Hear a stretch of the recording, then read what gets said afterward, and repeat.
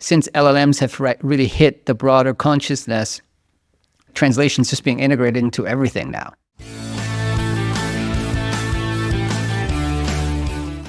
Slater Pod is back with an AI episode. Sorry, not sorry. It's all about AI. What can I say? Hi, Esther. Hi, Florian. Why is it all about AI? This one, I mean, when I looked at the agenda, the stuff that we put in our list here, it's all about AI, language AI. Not by design, just it just happens to be all about AI at the moment. Yeah, it happens to be mostly about AI, the thing that gets funded, the thing that gets people talking, the thing that gets launched. I don't know, not much to do other than monitoring AI. All right, enough. So what is on the agenda today? First, want to talk about our latest report, Translation as a Feature, the future being powered by AI. Then Reddit, the social network, spoke about it a couple of times before. Now they disclosed a ton more, spending millions on machine translation, aka translation AI or AI translation. Machine translation's going. It's leaving. It's fading. The term machine translation, fading, in my view. Then you're going to have an M&A corner. There's a number of deals that were announced, both on the kind of traditional merger and acquisition scene and also on the funding scene. Then I want to talk about Translated, DeepL, and Unbobble launching very close to one another, launching new features, new offerings. And then MemoQ also launched a new subscriptions offering. Also, do sign up for SlaterCon Remote. Got about 300 people already in there. November 26th, I think it is. Pleased that we have HeyGen join. So CTO of HeyGen is going to join us and speak about their latest offering. You know, HeyGen, remember about 9 months ago, they had this AI translation lip sync video go completely viral. Like a viral moment. Yeah, total viral moment. That's what you want in that stage of your company, that you get that viral moment, you get all these incoming and try to convert those to paying customers. So we launch our very own TAF report, translation as a feature. You know, SaaS, depends TAF. If you say sauce. Sauce. No, SaaS and TAF.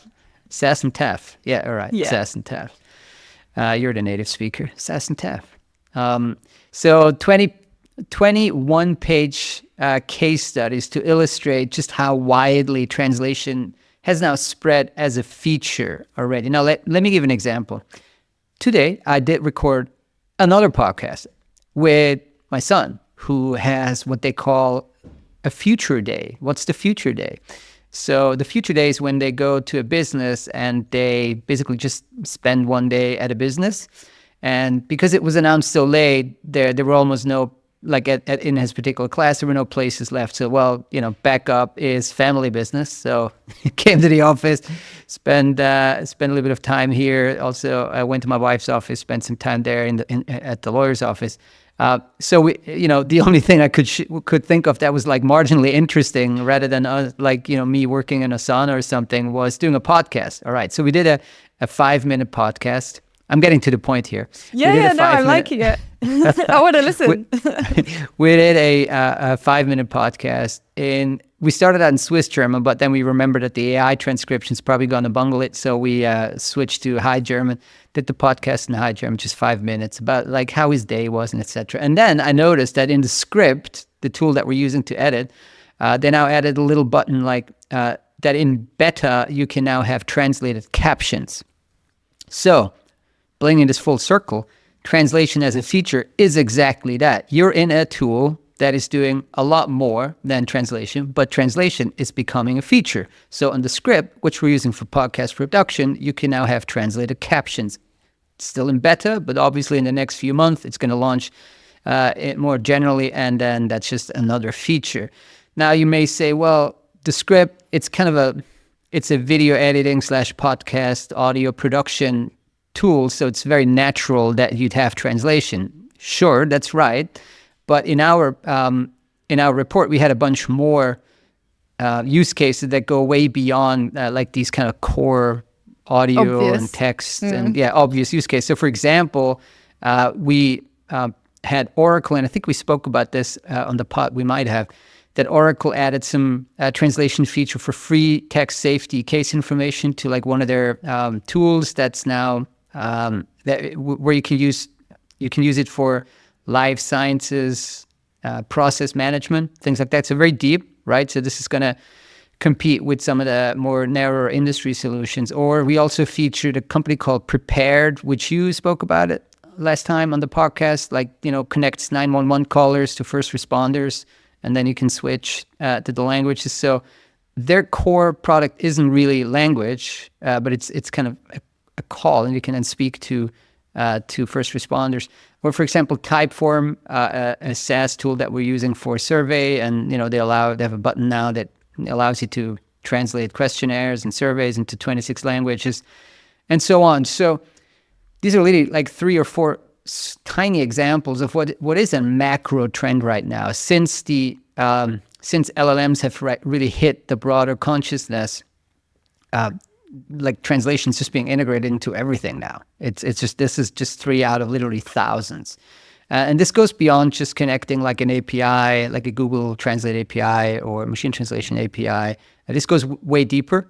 And I really think that if you're in language services or technology, this is one of the macro trends of the next 2 to 3 years. You don't want to ignore it. Go get the report. If you don't, I don't know, look it up yourself. Like check out how many of these features are now being launched. So yeah, it's crazy. It's also, we have new report design. Very pleased.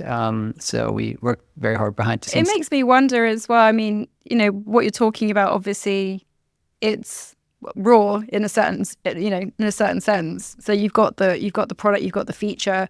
I wonder if they'll then become solutions where you can somehow integrate like a human in the loop, or click a button and send to a professional translator if you want to. So sort of, I suppose, extending the need for connectors and plugins and APIs direct to translation management systems, for example. It certainly increases the visibility for it. And then because people will realize the limitations of it, because LLM or not, those translations are going to fail in a number of critical instances. I think it'll put the spotlight on how tricky translation is, and how much you will still have to edit if it's a critical use case, right? So I hear you. This may be like the initial wave, and then there's going to be waves that are going to be good for the translation, kind of the core translation localization industry as we know it, right? Makes sense. Now Reddit, we spoke about Reddit. And they added it as a feature, but a massive feature. I think this goes beyond feature for Reddit. It's becoming like a core functionality that they're now machine translating or AI translating their content into various languages. We spoke about it back in May. In September, they launched it. They initially just did French, translating all of Reddit's content, that is. And now they are sharing results, and it's incredible. So even the shares popped on the day, like up 20%. So they're saying that they're seeing a 4x increase in daily active users as a result of adding machine translation. That's crazy. In French, or specifically in French, or have they added more languages now? I'd have to check, but maybe generally for now. And that's a lot. Think about it. Reddit has a ton of content. And they also disclosed that they're spending, quote unquote, millions of dollars each quarter, so every 3 months, on machine translation. But why wouldn't you? With this kind of a return on investment, spending a couple of, maybe it's not a couple, if you have like 20 languages, so maybe they're spending like 10, 20 million on MT each quarter. But like with that, with a 4x increase in daily users, that's peanuts. Well, and with the shares jumping 20% as well, definitely makes up for it. So let me I usually don't do this, but I'm going to go to the filing, and then we can just read a little bit. So they published their third quarter highlights. So let's go and see what they said. So if you go to machine translation. So first they're saying that it drove 4 times incremental daily active users in third quarter versus the second quarter. Then that they've planned to expand into 30 countries through 2025. then they are saying, yeah, that user growth in France that you mentioned was partially driven by MT. And yeah, so for example, in France, it crossed the 2 million member mark. So basically, if all the content is in English, it just wouldn't have worked in French, and now it apparently works in French. Yeah, in France, yeah. Yeah. So yeah, we could go deeper here, but it's incredible if you look at these stats. I highly encourage everybody to read the article on our site and then go to the original filing, the shareholder letter. So it's one of the clearest examples yet to me after like Netflix, with the pandemic, where like, you're translating, you're dubbing, or in this case, you're machine translating, and you're seeing like an immediate return on investment. Like this is a very, very clear example. So, hats off to those who decided at Reddit that this was going to be an avenue worth pursuing, and I think others will follow. So, not sure how they're doing the machine translation, but maybe in-house, but this is going to be a positive for anybody involved in MT. All right, let's go back to the UK transcription and Wolfstone, Esther. Yeah, absolutely. So we're going to cover a couple of the M&A news stories and then a couple of the funding news stories as well that we picked up on recently. So yes, in the UK, specifically Wales, we have Wolfstone that acquired Taurow. I always struggle to say this company now. Taurow Transcribes. There we go. So the company they acquired is based in London, with Wolfstone being based in Swansea, Wales. But it is a transcription company that Wolfstone's acquired, and they now have six portfolio companies. So racking up quite a collection. They've got the Wolfstone UK, VoiceBox, and then RLI Citylingual, and a German LSP called Pursuit Translations that they acquired a few years ago, which has now been rebranded as Wolfstone Deutschland. The others haven't been rebranded, though? Or? I don't believe so. No, they still maintain VoiceBox. RLI had a longer name, something international, affectionately known as RLI. I think the only one to have been rebranded was the German company that I understand is just referred to as Wolfstone Germany, effectively. But yeah, back to the latest acquisition. It was founded in 2016, so focusing on transcription, of course, but also offering translation, captioning, and subtitling. Wolfstone, when we covered this, they said they're particularly interested in Taurow's expertise in life sciences and given their experience in dealing with legal and medical transcription work, both across clinical trials, patient interviews, focus groups, those kind of areas, and the fact that it's got a cross-Atlantic client base. So that seems to have been part of the driver there. Transcription, huh? Transcription, but legal not only. And medical. Legal, medical, with some other areas also. And an AI component as well. So, I mean, they talk about a human-in-the-loop transcription within the context of life sciences, helping to then lower the turnaround time and ultimately get drugs onto the market sooner. Yeah, just with the whole transcription seems so prone, especially if you're in this kind of monolingual. Maybe legal medical seems very much probably English focused for them. It's just, we're not razor focused in transcription, but with all this, with the Whispers and all these startups, we spoke about Gladia last time that got some funding in the UK. Yeah, it just seems like a tough market to be in. I mean, tougher than localization. All right, so going back to where we left in the last podcast with Zoo, Plint sold its Dutch media localization studio, or like Netherlands-based, to Transperfect. So just one studio, is that correct? Not the whole company? No, not the whole company. Plint is Sweden-based, I think, media localization provider. But this was a studio based in the Netherlands that they essentially spun off and sold to Transperfect. So, yeah, that's news. I mean, Transperfect acquired the dubbing localization studio from Plint. Makes sense for Transperfect. I suppose it's no secret that they've done many acquisitions in the media localization space the past several years, including one this year with the acquisition of Content Lab back in April, and Amsterdam as well. I mean, I think they've got a pretty solid base there. And Phil Shaw, obviously president and co-CEO of TransPerfect, was saying about Amsterdam that it's a key hub for TransPerfect. And then obviously now they have this local presence, being able to provide media and entertainment solutions out of the Netherlands. So I assume it's in Amsterdam.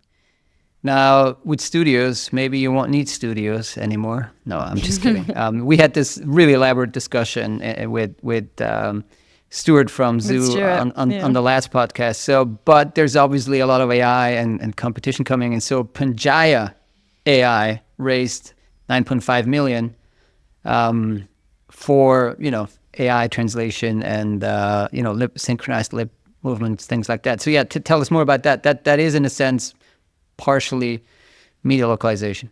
Yeah, for sure. I mean, in a nutshell, that's it. Pangaea AI has raised 9.5 million for multilingual AI translation, they're calling it. It's a startup based out of Israel. And the feature or product, I suppose, that they're launching is called Body Talk. But yeah, I'm not sure where Body Talk stops and Pangaea continues, but essentially Pangaea is obviously the company name. They're the ones building the technology. So they're both synchronizing the lip movements and body gestures with the aim of making translations as accurate or look and sound as accurate and natural as possible. So kind of pursuing this sort of cultural authenticity and then being able to give viewers, audiences, inclusive experiences across different languages. So they're integrating voice synthesis, computer vision, they say, and also NLP. So yeah, I mean, it's an interesting team of co-founders and entrepreneurs involved. So there was, I think, started in 2022 by co-founders who used to work for the Israeli government. So you've got VP of Research Hilik Shani and Ariel Shalom, the CTO. They were then joined by a third entrepreneur last year who has since taken over as the CEO. This was a guy called Guy Piercarts, and I think it's Guy. It's a French guy one. called Guy. No, it's a guy called Guy. A guy called Guy. Okay. Yeah, we had him on a webinar. On a webinar we recently did with Globo. Great. Okay. A gentleman called Guy. He sold his startup Match to Apple back in 2013. And then spent almost a decade with Apple, then helping to build out Apple TV and the sports vertical there. So yeah, you're talking about media and entertainment. This is very much in that arena. And so they disclosed a number of the sort of another of the clients that they're working with, saying that TED, as in TED Talks, has been using Body Talk. They've integrated it into their global content strategy. And TED are now using it to translate talks into various languages: Portuguese, French, German, Italian, and Spanish. So, yeah, interesting solution. Yeah, very interesting. So I think he explained it. We had this webinar with Deepak from Globo and Adam from Modelfront, right? And Guy was saying, yeah, I mean the challenge is also that the gestures, not just the lips, right? If you turn your head, and it's just there's just more to lip syncing than like frontal face camera and things like that. So very, very interesting company, extremely interesting companies. And then also, yeah, it was interesting that we had him at SlaterCon, Silicon Valley, and a couple of months later they're raising this round. A bit of a smaller round was raised by a company called Newphonic in the UK, 3 million pre-seed, so very early stage. What's that about? Well, I mean, sort of similar sounding sort of proposition, I suppose. Voice AI startup, Newphonic. They raised 3 million pounds. This is a pre-seed funding round. Again, so they're looking to revolutionize. They say they're looking to sort of use text-to-speech technology and create, again, natural responsive conversations using AI. These guys are more so focused on industries where they say uninterrupted conversation and communication is key. So that would be things like gaming.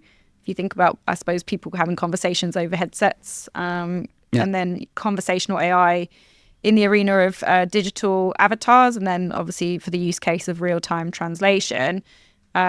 And this one, I mean, for those who would know the name Papercup, I mean, that one we've covered several times. This new phonic was founded just this year in 2024 by the former co-founder of Papercup, Xiaoming Zhao, and former hedge fund Sohaib Ahmad. So we've got two guys at the helm there.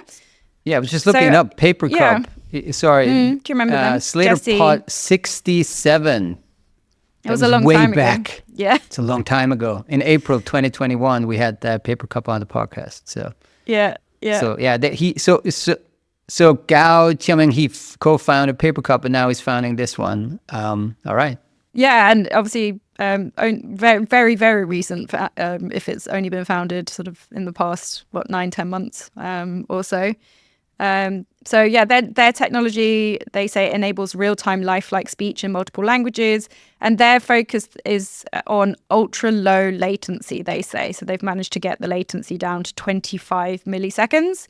And then that obviously therefore explains that kind of uninterrupted, continuous, sort of natural sounding speech and those particular settings that they're pursuing.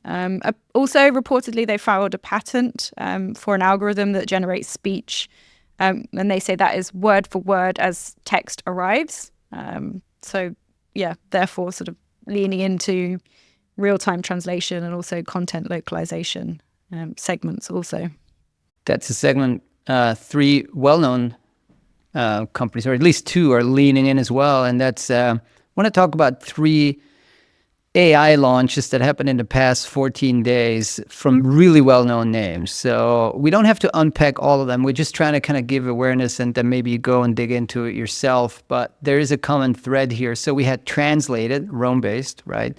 DeepL, and then Unbobble have like individual launches. So let's start with Translated, big launch in Rome. We attended it. It was on Zoom. Actually, a few people were there, probably from the language industry, when they launched it live in Rome, big stage, Margaret Trombetti on the stage. So they spoke about their partnership with NVIDIA.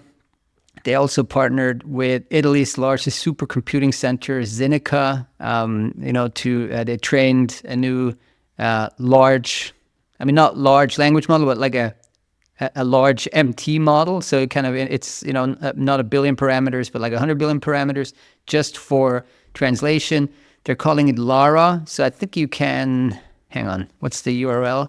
Not Lara Live, but there's just Google Lara and Translated. It's kind of a DeepL competitor. So it's a publicly available open MT portal, for lack of a better term, where you can customize the input, typing a kind of an extra prompt to the MT. So that's Lara. And then Lara Live is like a AI-driven consecutive interpreting solution that they did, which also it's very low latency. It's quite impressive. I saw a demo. So Lara Live, and then they also launched Made Sub and Made Dub. You remember Made Cat, the original cat tool from Translated. So now they added Made Sub and Made Dub, which do what it says on the tin. I keep trying to weave that in. So Translated launched this, kind of starting to compete with DeepL. Now DeepL is not competing with DeepL because they already have this. Not to be outdone. They launched DeepL Voice, which is, in a sense, also consecutive interpreting. Or maybe even live interpreting. I haven't actually dug it in. We only dug that. It says real time. Well, all right. So then it is spoken language into text in real time. Then it's SI as well. It also says it can be integrated with like Teams, probably Zoom. Still currently supports a fairly limited number of languages. They say like it's about a dozen: English, German, Japanese, Korean, Swedish, Dutch. So typical DeepL, they're cautious in launching, right? It probably has to meet a certain quality standards, and then they launch it.